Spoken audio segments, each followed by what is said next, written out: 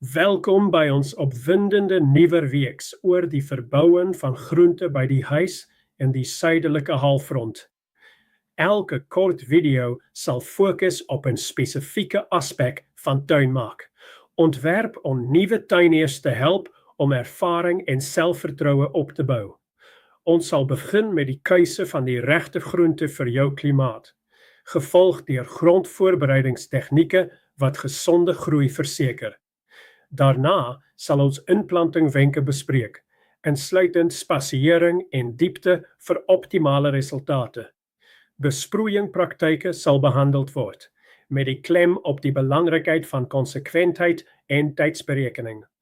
Ons sal ook plaagbestuurstrategieë verken om jou plante natuurlik te beskerm. Laastens sal ons afsluit met oeswenke om te verseker dat jy die vrugte van jou arbeid geniet. Sluit by ons aan op hierdie reis om 'n suksesvolle tuinder by die huis te word.